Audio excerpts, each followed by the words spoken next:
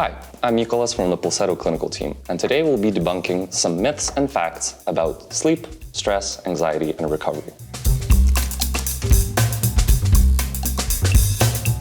You can catch up on lost sleep by sleeping in on the weekend. So sleep debt doesn't just erase itself. Weekend catch-up can ease grogginess short term, but it doesn't fully undo the effects of weeks of poor sleep, and it can actually throw off your sleep schedule even more. So that's a myth. Anxiety and excitement feel physically different in your body.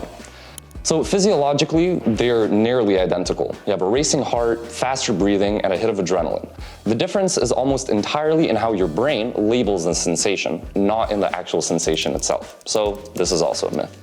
A glass of wine before bed helps you sleep better. So a drink might help you doze off faster, but it fragments your sleep later in the night and then cuts into your REM sleep, the deep restorative stage. So you fall asleep quicker, but you wake up more tired. So this is also a myth. Scrolling your phone before bed just makes you a little tired the next day, nothing more. So actually, blue light exposure at night suppresses melatonin, which is the hormone that signals your body it's time to sleep. So it's not about just being distracted, it's actively delaying your body's sleep signal. So this is also a myth. The gut and brain are in constant two-way communication. So this is actually called the gut-brain axis, and the vagus nerve is one of its main highways.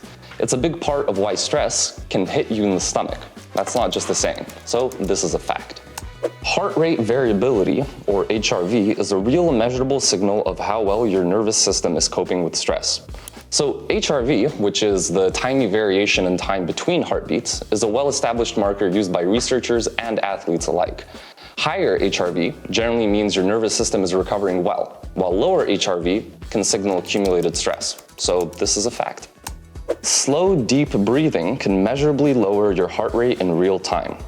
So this one's actually textbook physiology. Slow exhales stimulate the vagus nerve, which activates your rest and digest system and brings your heart rate down.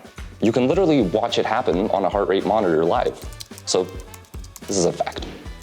Pulsetto requires surgery to work.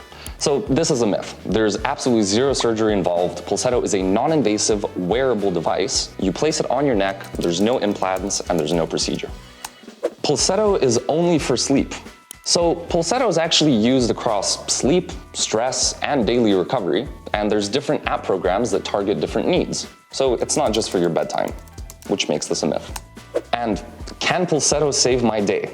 Yes, it can. We've got stories from customers all over the world, real people, real "this actually saved my day" moments. And guess what? We're about to share a lot of them. So if you want to see how Pulsetto has genuinely saved people's days and maybe get inspired for your own, stay tuned and subscribe. These stories are worth the wait. So thank you for listening to this myth versus fact episode, and hit like, hit subscribe, and turn on your notifications. See you later.